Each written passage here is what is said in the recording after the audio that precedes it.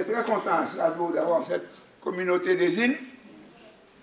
Et pour la gloire de Dieu, bien sûr, et le triomphe de notre Sauveur.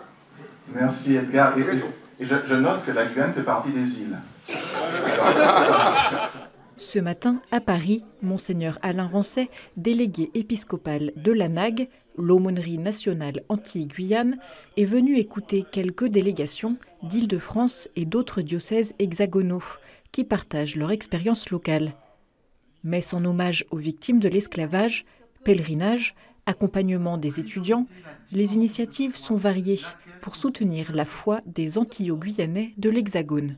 L'idée, c'est de rassembler un petit peu, de coordonner un peu tout ce qui existe en tant qu'association antillo-guyanaise, voire réunionnaise, qui existe sur toute l'étendue du territoire français, du territoire hexagonal, pour que l'apport des Antillo-Guyanais soit plus important, plus efficace à la société française et à l'Église de France. Marie-Laetitia, Valeska et Lucie sont toutes trois venues de Guadeloupe pour faire leurs études dans l'Hexagone il y a quelques années.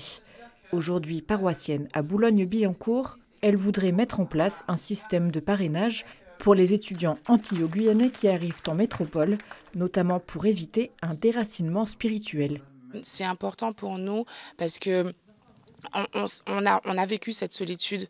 Alors on a vécu ce moment où en fait la foi s'éteint un peu et une fois qu'il ne se nourrit pas, finit par se perdre et tout. Donc en fait, là où on est appelé localement, il y a des choses à vivre avec toute la singularité de ce que représente être un jeune issu de la culture antillo-guyanaise. Après avoir partagé un repas typiquement antillais, l'après-midi, direction l'église Saint-Sulpice pour la traditionnelle messe de l'ANAG, concélébrée par les évêques de Guyane, Guadeloupe et Martinique. Gustave, originaire de la Guadeloupe et diacre à Choisy-le-Roi.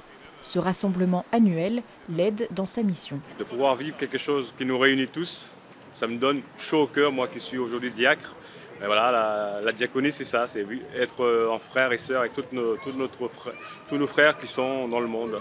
Et moi, c'est à l'église, en paroisse, je suis proche des paroissiens, mais j'ai besoin aussi de me retrouver avec mes frères des Antilles. Et ça, c'est très important. La célébration est rythmée par des chants en créole, un moment spirituel fort qui nourrit la foi des participants.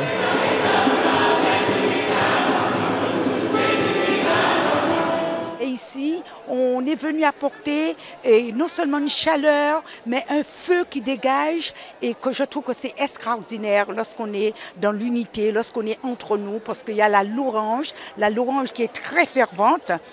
Ça m'a fait plaisir de retrouver une copine de classe qu'on ne s'était pas vue depuis 40 ans. Donc c'était un grand plaisir. Et puis partager avec les autres les idées, les rencontres, les peines, les joies, nos échanges dans nos paroisses respectives. Et c'est très enrichissant. Quand tu te retrouves dans une communauté, c'est beaucoup plus facile de s'intégrer, de s'investir dans cette relation avec Dieu.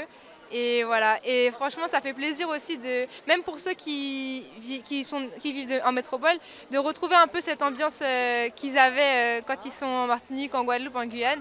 Ça fait plaisir de la retrouver ici aussi. L'ANAG, ce n'est pas une paroisse, ce n'est pas une église, c'est un mouvement d'église qui est là pour aider les Antillo-Guyanais à apporter leur charisme, ce beau charisme qu'ils ont reçu dans leurs îles, qu'ils l'apportent au service de l'Église universelle. Parmi les projets de l'ANAG, le désir d'inviter leurs frères réunionnais à vivre avec eux leur prochain rassemblement en novembre 2025 pour favoriser toujours plus de communion au service de la catholicité de l'Église.